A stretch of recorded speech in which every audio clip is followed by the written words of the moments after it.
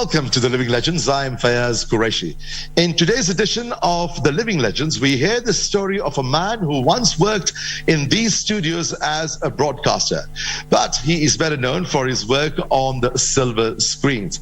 He has played the role of Kabaka Mutesa, a homeless man, Harkomba in Sheena, as Johnny Kimati in The Bush Trackers, and as Kimani Maruge. You remember the man who went back to school aged 83 in the film The First Grader. It is a pleasure to hear the story of broadcaster and actor Oliver Litondo, who joins us via Zoom from Kisumu. Oliver Litondo, it's an extreme pleasure, specifically for me, having worked with you as my senior at KTN. It was absolutely a pleasure working with such a great personality in those days, and you still are a great personality, a living legend. Welcome to The Living Legends. Thank you, Fayyaz, and good evening, viewers. I'm glad to be back home. This is where I started my local broadcasting, but then Voice of Kenya, VOK, but of course now KBC. So I'm glad to be back, and I'm glad to be talking to you. Some of you are too young to remember me in those days, but those who are still of the same age as I am will remember those days when I was You're an absolute legend. You're remembered by all generations. Now, let's start off. Tell us a little bit about your early life and education. Well, I was born in Western Kenya, in a small village called Shikunga, in Idaho location. I was born of a very, in those days, prosperous family, Christian family. My mother came from a ruling clan of my location. My father came from a fairly rich background. So the two of them got together and they made a great couple. And I grew up as a village boy, of course. I went to school in my village. And then for my secondary school, I went to Kakamega, now Kakamega High School. In those days it was called Government African School. I had picked from among the people that were top in their last examinations in each school. The principal then, Mr. Chapman, used to go around to pick the brightest from those schools himself. And so Kakamega was a top school in Western Kenya.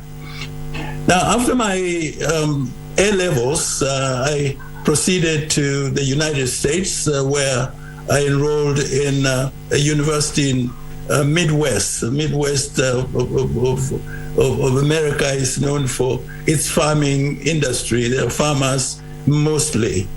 So I then graduated and went to Harvard University, where I studied drama. Of course, when I was at the University of Iowa, at Iowa University, Iowa Wesleyan University rather, I was doing drama as well.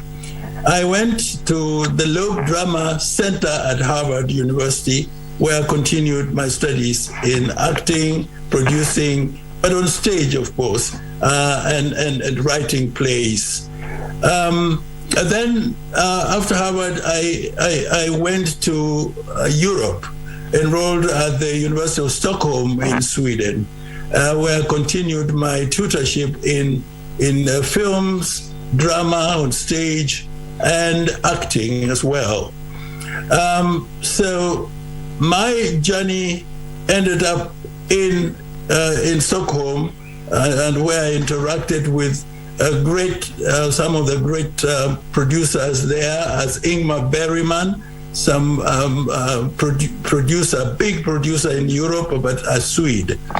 I came back to Kenya, and I was lucky to get a job at the East African Publishing House, which was then publishing an academic journal called East Africa Journal, which was read by a lot of academia in East African territory, Kenya, Uganda, Tanzania, and went even abroad.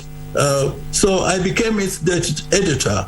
A primetime news anchor with, of course, Voice of Kenya then. And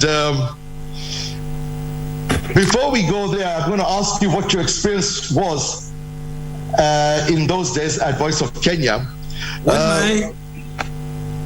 I said, before I ask you about your experience at Voice of Kenya in those days, there is a blast from the past. Okay. Oliver Litondo with Ruth Nangurai reading the news on Voice of Kenya. So we're going to watch a short clip of that.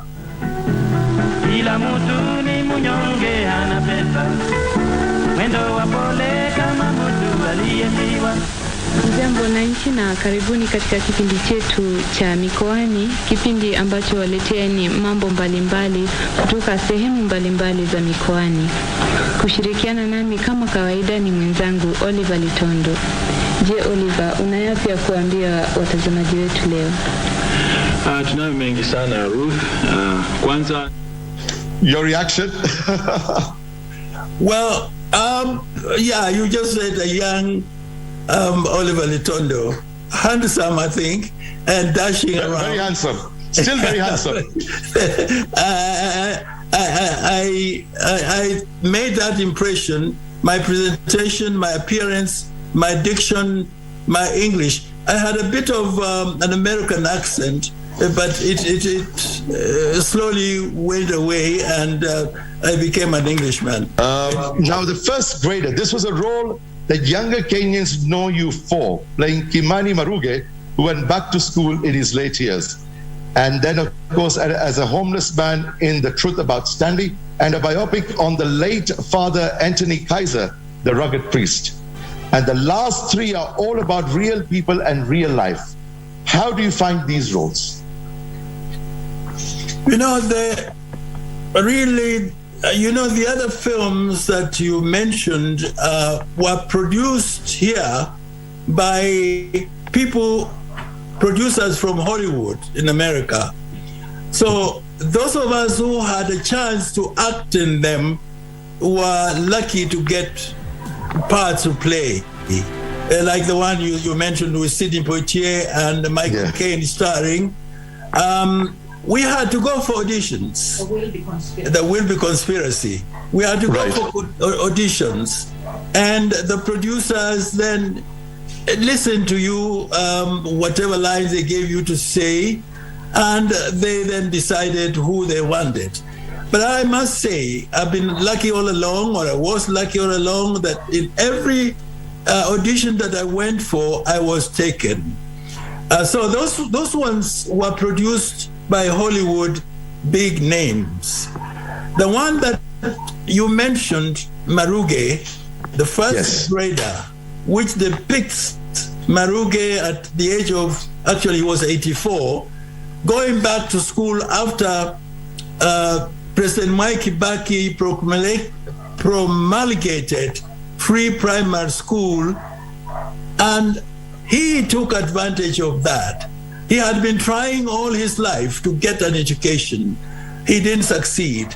Then the Mau came, he was arrested, and he was detained. And when he came back from detention to go to school, he had to have some money fees to pay and so on, which he didn't have. So a chance comes here, free primary education. Maruge decides, I'm taking this chance. This is the film that really propelled me to Hollywood. It made the circuits of running around at film festivals from Europe all the way to America. It won. Yes, you won the AARP Movies for Grown-Ups Award for Best Actor, and the Black Film Critics Circle Award for Best Actor. So this movie was absolutely amazing for you. And let me tell you, this one, you know, they wanted even people like Sidney Poitier to play Maruge. They went to him, Sidney Poitier said, no, this is too much of a, it is too challenging. They went to, what's his name? another very famous actor who also felt he could not play the role. So they then went to Europe, where there were a lot of some of the actors from different countries of Africa, and they couldn't find a suitable person.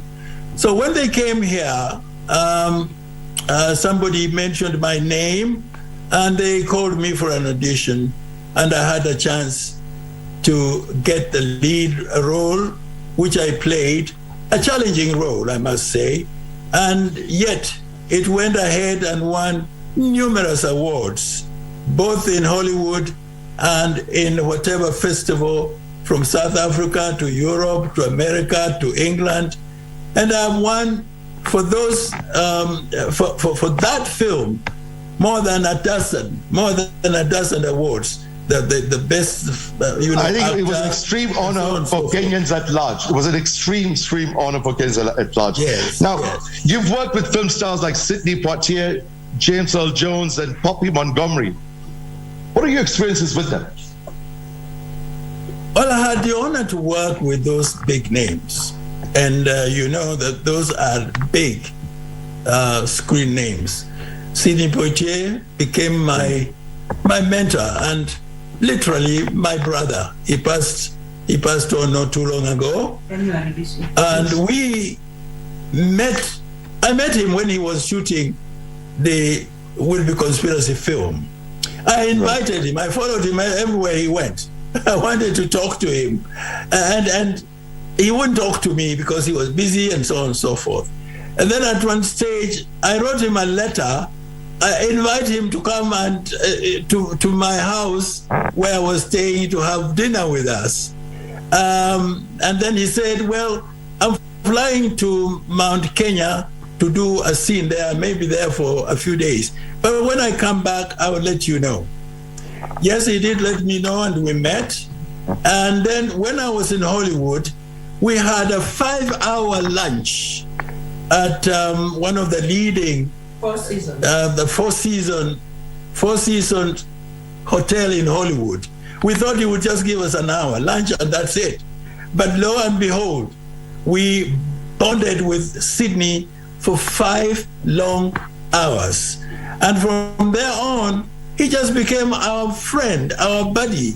We talked even when we came back to Kenya. He used to call, we used to call him, and we would talk. What is the way forward for Kenya's film and arts industry? I think the art and film industry in Kenya is bright.